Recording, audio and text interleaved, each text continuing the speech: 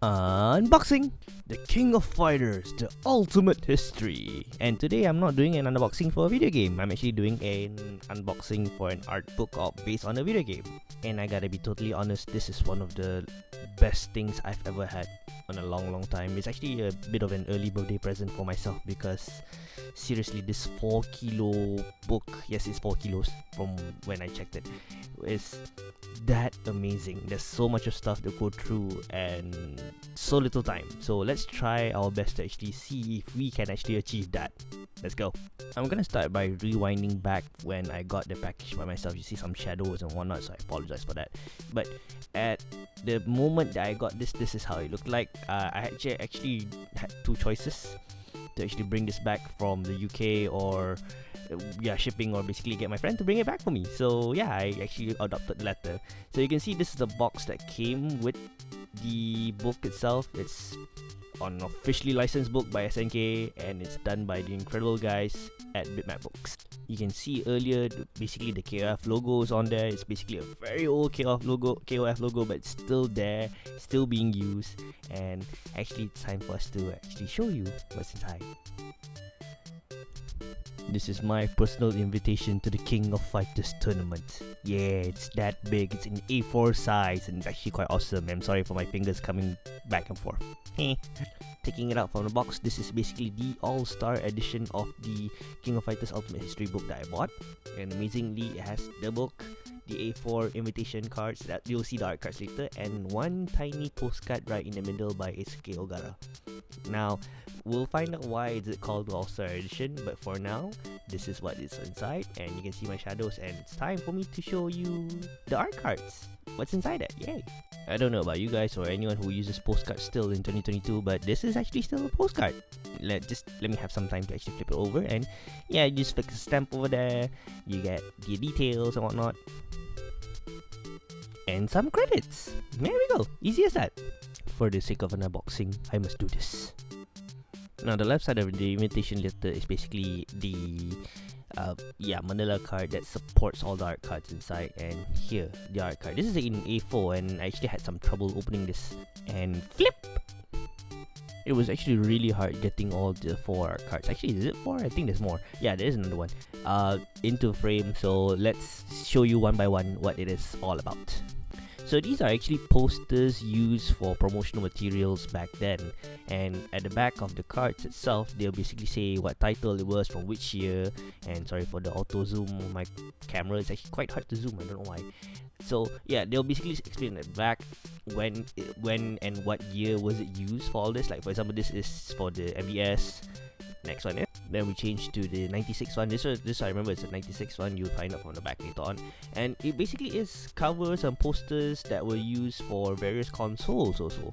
It's kind of sad that there were some that were not used. I kind of like some other arts, like for example the 98 Ultimate Match art where they were all in the pool. That was something really cool. The art cards kind of also omit the later entries of the series itself, like the K saga or the NES saga or even the Ash saga, which is kind of sad. But then again, this is more of a nostalgia kind of thing, so it was kind of cool to basically see these posters come back to life. It was also kind of weird that they actually missed out some years also in a part, like they focus on 94, 96, 95 was not there, 97 is here, and well, I guess in a way beggars can't really be choosers, but it's actually still kind of nice to see and still kind of nice to behold. So while I'm still rambling over here, you guys can see that I have a hard time actually shaking up putting on the years and also the cards for you to see. And this is the last one. Remember, this will be the 5th one from the art card itself. And once this is done, we'll go on to the book itself. Yeah, let's start with the book. So ladies and gents, behold, this is the All-Star Edition, and this is one huge amazing book, and this is actually just the sleeve of the book. I kid you not, this is actually just sleeve, and I'm gonna show you the sides of how it's gorgeous, really gorgeous. Like that's that nice gold emboss, but I'm sorry it's a bit dark for you to see, but you have to see in person. It's actually just really gorgeous and amazing. So Bitmap Books basically created 2 versions of this book. One is called the All-Star Edition, edition, which is what you're looking now, and the other one is the standard edition.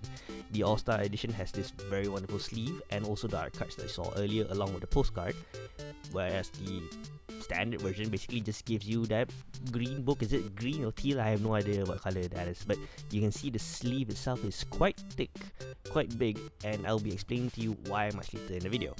If you already know about the book already, great for you, good for you, but we'll find out later as well.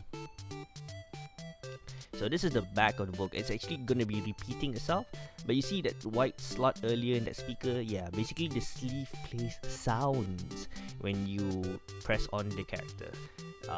Well, it's kind of a weird thing altogether, and I have my gripes about it, but this is a collector's edition kind of thing, so I'm totally fine with it at the very end of it.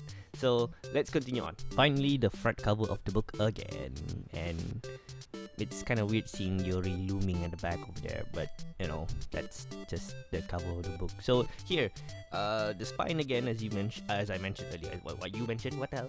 So yeah, the spine earlier, and this is a really hefty book. And I can tell you that since it is hefty, the purchasers basically got a free PDF copy as well whenever they buy either edition, regardless. And there's even a refund policy that if you decide to download the PDF version, you can't really get a full refund for the book. But who in the world wants to refund this anyways? And now we've come to the real reason of why you were actually looking at this unboxing video, to find out what is inside anyways. So for this hefty over 600 pages of book, there's a whole lot to go through. But the amazing thing is actually that it comprises of these sections, and the bulk of the book is basically made up of game art, character art, key art, those parts. The history itself, long, but still has a bunch of art inside it.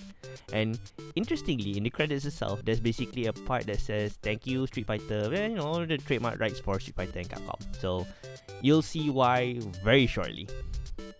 But as far as I can remember, still reading and going through all this, it was actually amazing looking at all the artwork, without doubt. The interviews I haven't gone through yet, and that's something I want to go through. Oh, wait, I just realized it's not 600 over, it's actually 500 over. I don't know, the number was a bit confusing to me, sorry.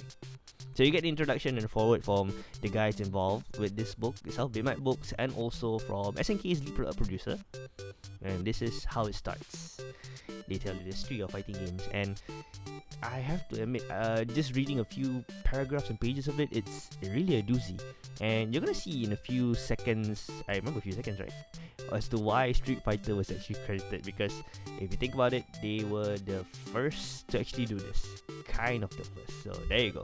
Capcom, Street Fighter. If any actually played the first Street Fighter, they will know the game actually sucks because you can't actually even do a Hadouken properly. It's like random luck. I don't know. I had so much of trouble trying to do a Hadouken, but they cover the history of how it was and how it was made, and there's so much to go through. So I think I have to stop for a moment over here and then change my camera again, because this is the part where my camera started overheating. It's an old camera, my bad.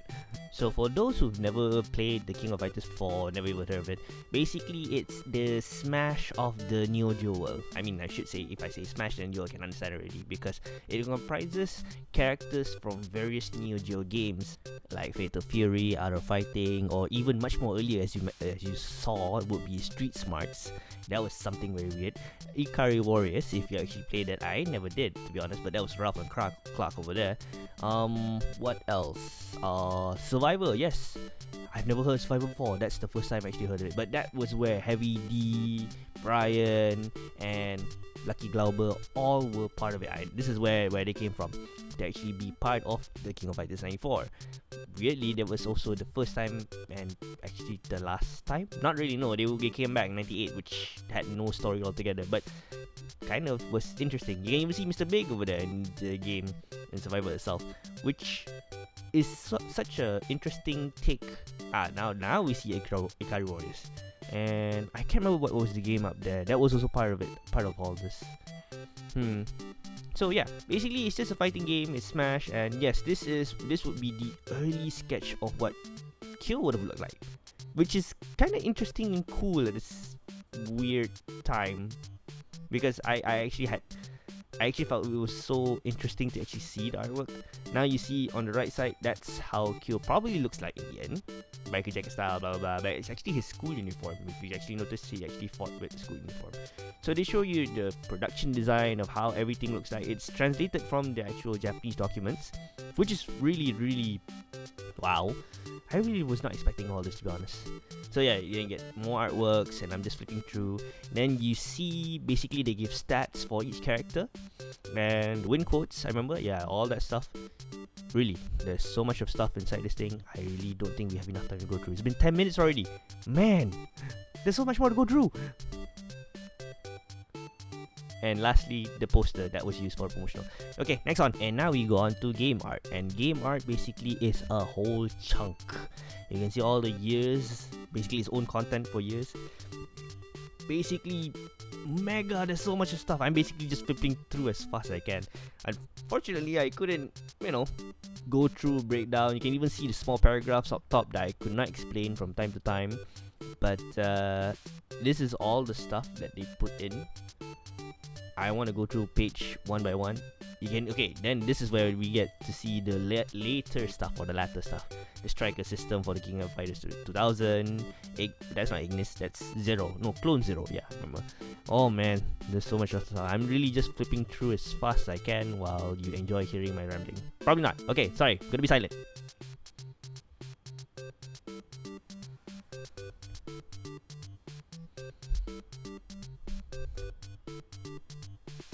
I have to admit, at some points there were like quite a number of Roberts featured in the whole book, which is kind of weird. Okay, now character art. This is how they produced every single character. They arranged it based on, well, what's it? That's not numerical. Alphabetical order. Yes. God, how in the world I forgot that word? But yeah, I'm going through a few people, and you see Iori, that's 97 Iori. Yes, because he's nuts. Can you imagine that in his biodata, basically he dislikes violence, but his fighting style is just pure violence, which is kind of weird. So yeah. Wow, that's a huge kill. Oh wait, I think I actually... yes, I wanted to show this part. These were the unused fighters. Now, I haven't gone through just yet. It was actually interesting to see, but, I'll probably go to it sometime. And these are key arts. Actually, I have no idea what it's key arts for, but I think they're supposedly used for... Some of it is like promotional posters. Yeah, that'll be part of it. R1. That's 94 rebound, I think. Okay, I skipped a bit too further ahead, so I'm gonna go back a bit. And this would be the interview section. There's actually quite a number to read, to be honest. I mean, I just want to go through every page as best as I can. Sorry, I can't really show you guys everything because there's just so much. Now I'm trying to figure out why is there a photo of baseball stadium there. Yeah, I really have no idea why.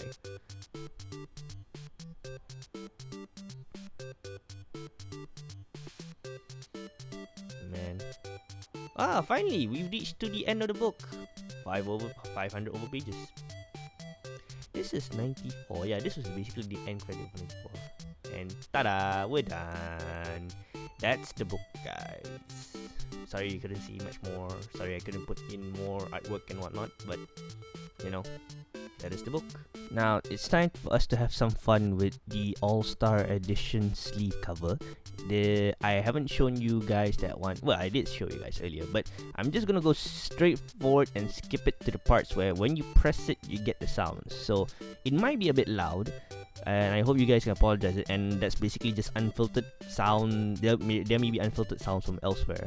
But without further ado, let's go.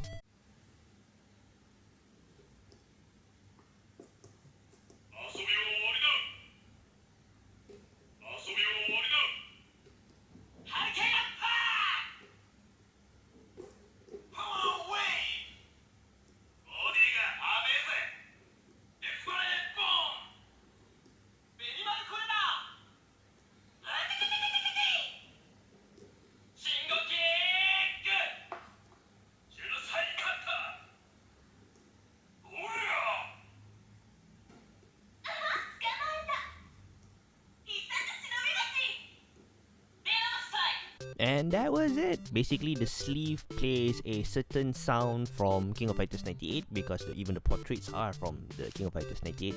So it's like a signature move. It's not even a signature move. They just picked a sound that kind of is associated to the characters itself. And I just realized I actually didn't press on Robert. Yeah, I don't have no idea. I even pressed on Shermie and anyone else, but I just didn't press on Robert. But yes, all the moves that they did were all featured as the sound, and you basically just have to press them and they'll just make the sound. And I should actually press the off button so that I can preserve battery, but or should I take it out? I'm not sure. That's it. And finally, we've come to the very end of the video. This has been 15 minutes already. Man, it's been so long. I personally want to say congratulations to Bitmap Books for making this wonderful Ultimate History. It's actually an amazing book. So many, plenty of key art. The quality is actually even fantastic too. So I really appreciate that. SNK, thank you for giving them the license for actually doing this.